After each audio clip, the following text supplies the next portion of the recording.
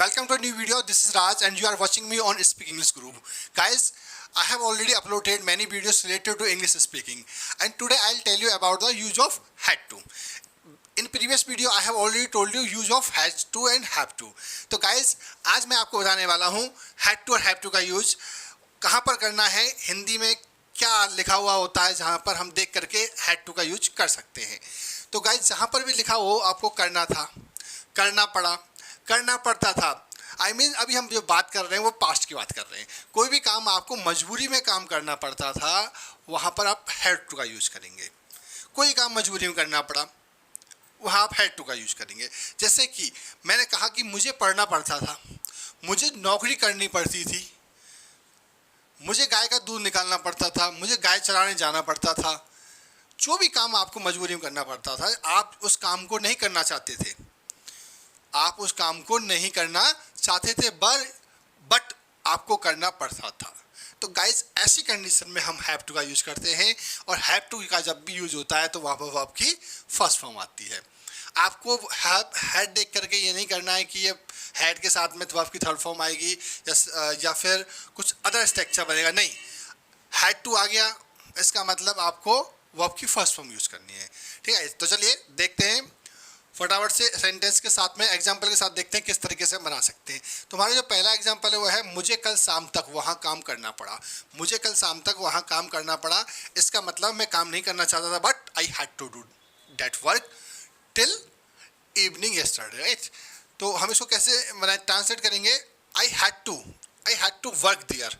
I had to work there, मुझे वहाँ काम करना पड़ा टिल इवनिंग यस्टरडे, कल शाम तक. टिल यस्टरडे इवनिंग कर दीजिए या फिर इवनिंग यस्टरडे.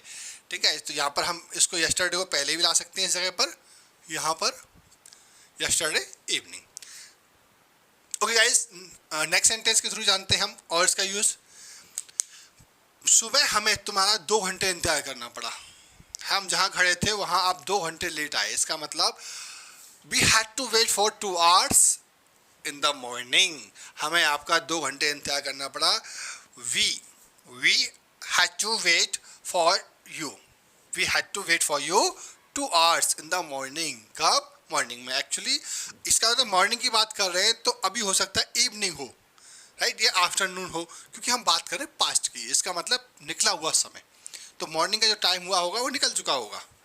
ठीक है, चलिए नेक्स्ट सेंटेंस तक बढ़ते हैं. नेक्स्ट सेंटेंस है आपका उस समय लोगों को पैदल यात्रा करनी पड़ती थी जिस समय गाड़ियाँ नहीं थी. जिस समय गाड़ियाँ नहीं थी उस समय लोगों को पैदल यात्रा करनी पड़ती थी. अगर आप किसी स्टोरी के बारे में बता रहे हो या फिर आप किसी पास्ट के बारे में बता रहे हो, कोई बात ऐसी बता रहे हो जिसमें पास्ट में यूज़ हो रहा है और जिस समय गाड़ियाँ नहीं होती थी, पैदल यात्रा करनी पड़ती थी, उस समय आप ये सेंटेंस बोलना चाहते हो हिंदी में कि उस समय लोगों को पैदल यात्रा करनी पड़ती थी, तो आप कैसे ट्रांसलेट करेंगे? People had to travel on feet. People had to travel on feet that time. Okay, people had to travel on feet. On feet का मतलब होता है पैदल. दैट टाइम, उस समय. ओके गाइज, नेक्स्ट बढ़ते हैं.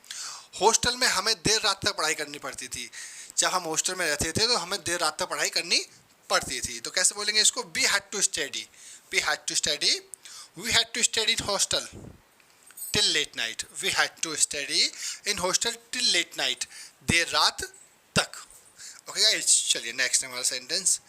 आप सभी को ये प्रोजेक्ट कल तक पूरा करना था. देखिए यहाँ पर क्या आया? करना पड़ा. यहाँ पर क्या आया? करना पड़ा. यहाँ पर क्या आया? पढ़ती थी, पढ़ता था, इस तरीके से.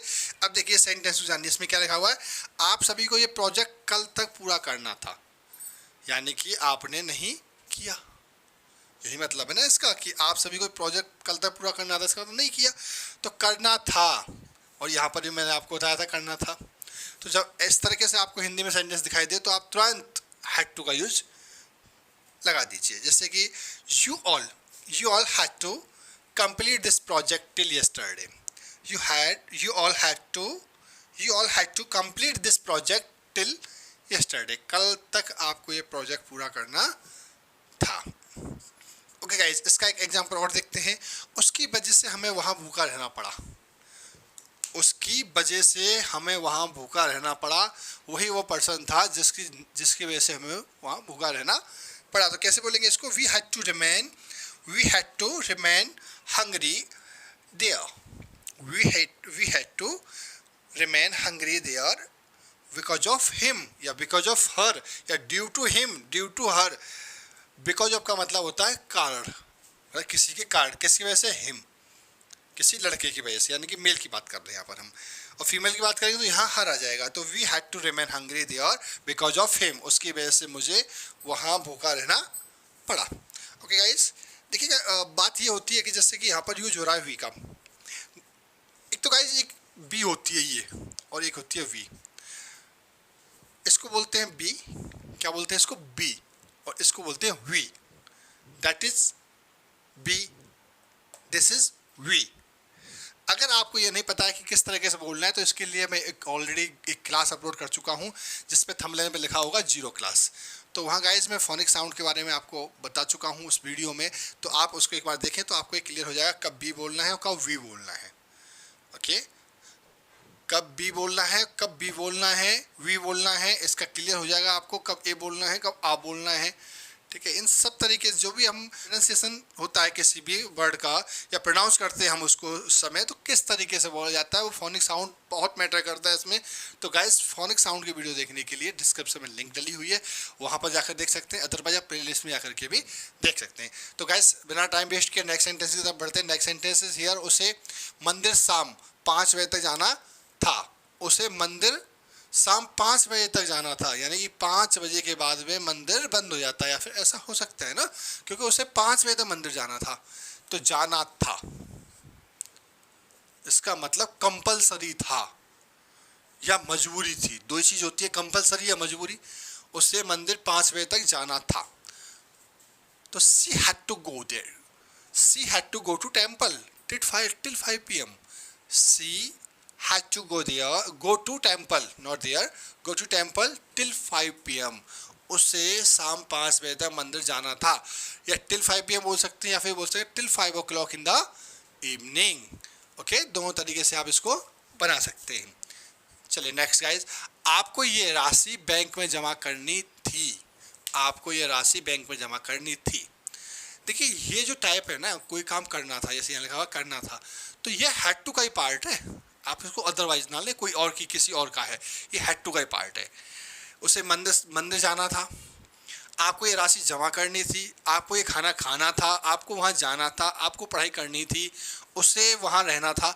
इस तरीके का सेंटेंस भी हैड टू में आते हैं गाइस, ठीक है ना।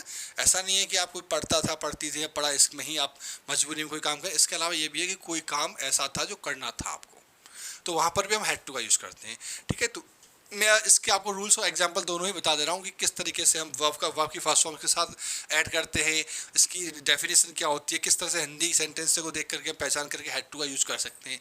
तो गाइस प्रॉपर तरीके से इसको सीखें और एंजॉय करें अपनी लाइफ को इंग्लिश स्पीकिंग के साथ में। चलिए, ये क्या था, आपको ये राशि बैंक में जमा करनी थी, तो you had to deposit this amount in the bank. You had to deposit this amount in the bank, आपको ये राशि बैंक में जमा करनी थी। ओके, नेक्स्ट सेंटेंस, रंजीता को अकेले गोवा रहना पड़ता था। एक्चुअली गवर्नमेंट जॉब होगी, वहाँ पर उसको रहना पड़ा, ठीक है। सेंट्रल की जॉब होगी, इस वजह से हो सकता है रहना पड़ा। हम सपोज करके देखते हैं इस बात को, तो कैसे बोलेंगे इसको कि रंजीता को अकेले गोवा में रहना पड़ता था। Ranjita had to live in Goa alone. Ranjita had to live in Goa alone. कैसे बोलेंगे आपको, कैसे बोलेंगे ये, Ranjita had to live in Goa alone, ठीक है, ऐसे बोल सकते हैं आप। ओके नेक्स्ट, मुझे इस सर्दी में बिना स्वेटर के रहना पड़ा। बिना स्वेटर के रहना पड़ा, ऐसा नहीं है कि कहीं आप रह रहे हैं। अब देखिए इसमें तो कंडीशन आती है कि यहाँ तो गोवा में रहना है और यहाँ पर भी तो रहना लिखा आ रहा है, और देखिए यहाँ पर भी रहना था, तो दोनों में डिफरेंस समझिए। यहाँ पर गोवा में रहना आई मीन उस पर्टिकुलर प्लेस पर रहना, और यहाँ पर था भूखा रहना। कहीं कोई ऐसा तो नहीं है कि किसी चीज़ में रह रहे होंगे या भूखा रहना, ऐसे ही सेम कंडीशन है स्वेटर के बिना रहना, बिना स्वेटर के रहना। तो गाइस रहने की लिम मत लगा दीजिएगा, ठीक है ना। तो हम बताते हैं रहने की क्या होती है। I had to remain without sweater in this cold. यहाँ पर रहने की आई है remain. I had to remain without sweater in this cold. मुझे इस सर्दी में बिना स्वेटर के रहना पड़ा। ओके गाइस, स्वेटर की जगह आप जैकेट लगा सकते हो, तो विदाउट जैकेट, विदाउट कोट। चलिए नेक्स्ट सेंटेंस है आपका, मुझे अकेले ये सब खाना पड़ा। मुझे अकेले ये सब खाना पड़ा, बाकी के मेरे दोस्त चले गए और मुझे अकेला ही छोड़ गए, मुझे ये सब खाना पड़ा। तो I had to eat, I had to eat this all, I had to eat this all alone. Eat this all means तो ये सब खाना, अलोन अकेले, ठीक है गाइस। तो I had to eat this all alone या फिर टेक दिस ऑल अलोन, दोनों तरीके से आप यूज कर सकते हैं। गाइज मैक्सिमम टाइप की वीडियो मेरे चैनल पर अपलोड कर चुका हूँ मैं ऑलरेडी, आप वहाँ जा करके एक बार ज़रूर देखें। इंपॉर्टेंट वोकेबलरी हो चाहे इंपॉर्टेंट सेंटेंस हो, टेंस की पूरी सीरीज़, टेंस के जितने भी टाइप थे, जितने भी एग्जांपल थे, वेरी इजी तरीके से मैं एक प्लेलिस्ट बना करके अपलोड कर चुका हूँ गाइस, वहाँ आप जा करके देखें। बाकी के जो मॉडल की सीरीज चल रही है इसमें कैन, कोड, सोड, ये सब मैं पहले ही एक्सप्लेन कर चुका हूँ। तो आप एक बार अगर चैनल पर विजिट फर्स्ट टाइम कर रहे हैं तो गाइज उसको ज़रूर देखें और चैनल को सब्सक्राइब करें, बेल आइकन पर क्लिक करें, जिससे कि मेरी नई आने वाली वीडियो का नोटिफिकेशन आपको मिल सके। अगर आपको ये वीडियो हेल्पफुल होती है तो कमेंट में ज़रूर लिखें कि sir it's very helpful for me to improve my English, ये कमेंट ज़रूर लिखें अगर आपको कुछ ये वीडियो हेल्प करती है। नहीं करती है तो वो भी आप लिखें कि मेरी आपकी वीडियो से मुझे कोई फ़र्क नहीं पड़ा, ठीक है, I didn't get anything by your video, आप ये भी लिख सकते हैं।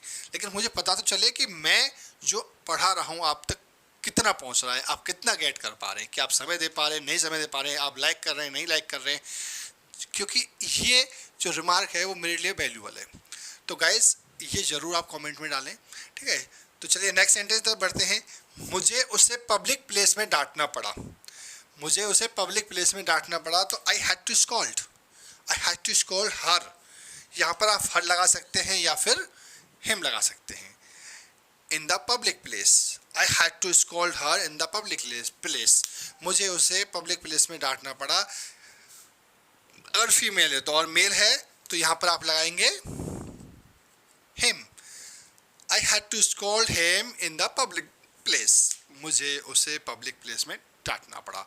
तो गाइज ये सेंटेंस जो थे वो हैड टू के थे, इससे पहले हैव टू और हैज टू के कराए हैं, और आने वाली वीडियो में मैं कोशिश करूंगा कि हैड टू की क्लास एक और लेके आऊं, उसमें छोटे छोटे सेंटेंसेस में करा पाऊं जो आप मैक्सिमम अपनी लाइफ में बोलते हैं, जैसे कि मुझे खाना पड़ा, मुझे जाना पड़ा, मुझे ये करना पड़ा, कोई भी काम आपको करना पड़ा। तो गाइज अगर आपको वीडियो अच्छी लगती है वीडियो को लाइक करेंगे, चैनल पर नए तो चैनल को सब्सक्राइब करें। मिलता हूँ आपको एक नई वीडियो के साथ, तब तक के लिए जय हिंद, जय भारत।